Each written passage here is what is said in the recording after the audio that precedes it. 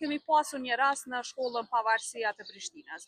Si po e shihni ju, është një numër në rritje i dhunës në shkolla. A është fajtor sistemi dhe kurrikula e re e arsimit, apo po janë fajtor mësimdhënësat të cilët nuk po kanë durim? Kënë e shihni fajtor në këtë mes? Të gjithë nga pak, mirë po, prapë megjithatë unë po mendoj se nxënësi është më fajtor. Unë nuk e di domethënë si ka ndodhur, mirë po në bazë të leximeve këto që kam pa, domethënë ata pas kanë qenë fëmijë problematik. Tash ta fysh arsimtarin, ta ofendojsh, ta shajsh. Kjo është shqetësuese. A duhet institucionet të ndërmarrin masa, sepse me rregulloren e re nga 2014, mësimdhënësi i ka duart të lidhura të shkolla. Nuk mund të bëj asgjë tjetër përveç vërejtjeve me shkrim apo me gojë dhe masave disciplinore siç është nota mesatare.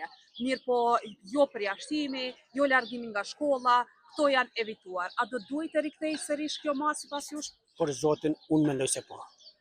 Unë mendoj, domethënë, sepse në asnjë mënyrë nuk bën të fyet arsimtari. Në asnjë mënyrë nuk bën të fyet arsimtari. Unë nuk them se nuk ka edhe ndonjë arsimtar të ta themi kështu pak më rigoroze, ndoshta jo i drejtë. Mirë po në përgjithësi nxënësi duhet t'i bindet arsimtarit. Unë mendoj. Sepse arsimtari në rend të parë po e edukon, po e mëson. Nuk ka arsimtar që po e mëson për të keq.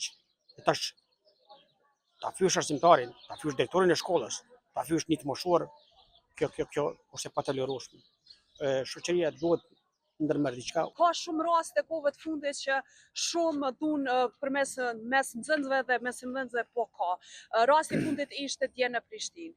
Njëra palë nga shkolla thonë që është ngacmuar fillimisht mësimdhënësi, e pastaj është sulmuar nxënësi, në anën tjetër nxënësi bën fajtor mësimdhënësin. Si e shihni ju gjithë këtë? Po edhe ti ke qelluar edhe unë kam punuar në arsim deri para 5 muajsh. Po është interesant që këtu ju portalet jepni domethënë publicitet më tepër se ç'i duhet kësaj çështje.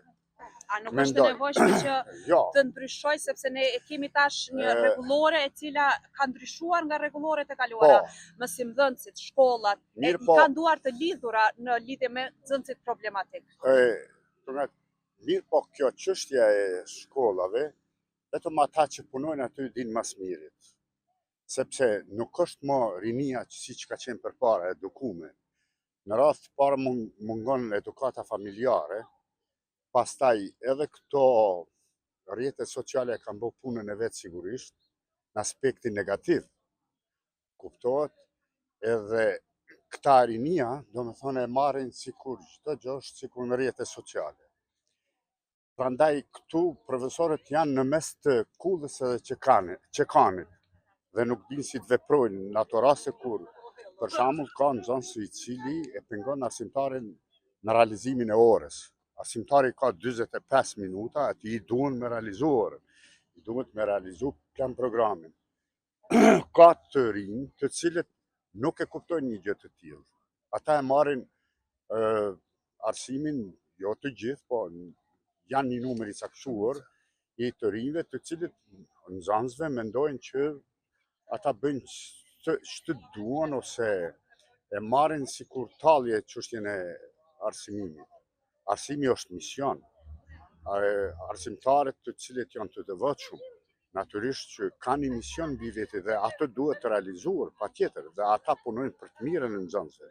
Natyrisht që në këto rrethana nganjëherë edhe arsimtari nuk është prej qelikut, nuk është prej gurit, ka ndjenja, ka emocione dhe nëse i tërheq 2 herë, 3 herë vërejtjen nxënësve të cilët e prishin orën, natyrisht që ata, domethënë, nëse nuk korrigjohet edhe nganjëherë reagojnë.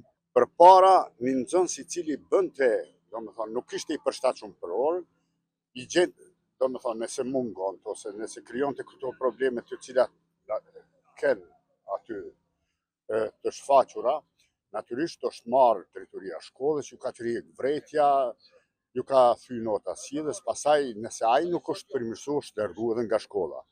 Sot nuk ndodh kjo për faktin se këto ndryshime plan programin nuk kanë qëllim që ta hecin përpara arsimit, po ta degradojnë. Është degradu si pasojë e ndryshimeve të mëdha që kanë ndodhur pa i pyetur arsimtarët, pa i pyetur, domethënë kanë hyrë në çështje eksperimentale. Unë vij nga një shkollë ku domethënë ka qenë një pilot projekt, po kur ka mbaruar pilot projekt, kërkush nga ministria nuk është ardhur me na pyet, ishte kjo funksionale kjo metoda apo nuk ishte funksionale. E kanë futur tani krejt Kosovën. Kanë qenë 70 shkolla në Kosovë, shkollat mesme po flas, të cilat kanë qenë me pilot projekt.